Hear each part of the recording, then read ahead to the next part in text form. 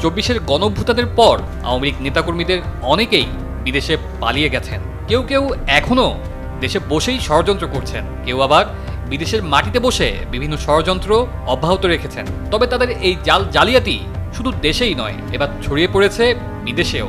সম্প্রতি এমন একটি বিশেষ খবর উঠে এসেছে আলোচনায়। এই বিষয়টি এখন স্পষ্ট যে সাবেক প্রধানমন্ত্রী শেখ হাসিনা ২৪-এর গণ অভ্যুত্থানের সময় পালানোর পর তার লেজ ধরে আওয়ামী লীগের অনেক নেতাকর্মী ভারতে পালিয়ে যায়। ভারতে বৈধভাবে বসবাসের জন্য তারা বেছে নেয় অবৈধ এক পন্থা, জালিয়াতি করে বানিয়ে নেয় ভারতের জাতীয় পরিচয়পত্র, আধার কার্ড ও পাসপোর্টও।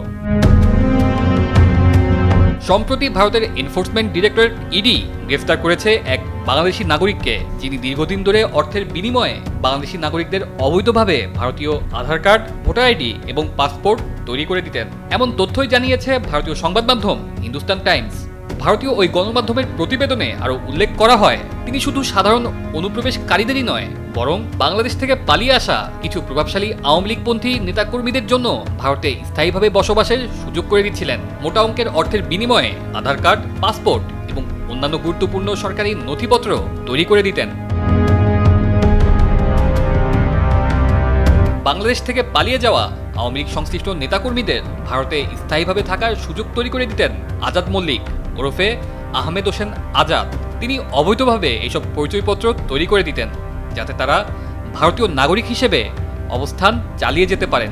সম্প্রতি তাকে গ্রেফতার করেছে ভারতের এনফোর্সমেন্ট ডিরেক্টরেট বা ইডি। হিন্দুস্তান টাইমস সহ দেশটির বেশ কিছু গণমাধ্যমে উঠে এসেছে এই প্রতিবেদন।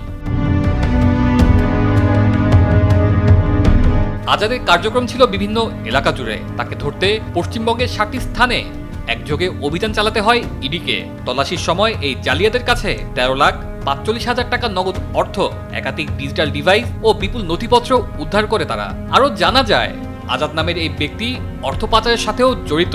এছাড়া তার ব্যাংক অ্যাকাউন্টে 2018 থেকে 2024 সাল পর্যন্ত বিপুল পরিমাণ অর্থ জমা হয়েছে, যার কোনো বৈধ ইনকামের সোর্স নেই। তানজিলুর রহমান তুষার, বৈশাখী সংবাদ, ঢাকা।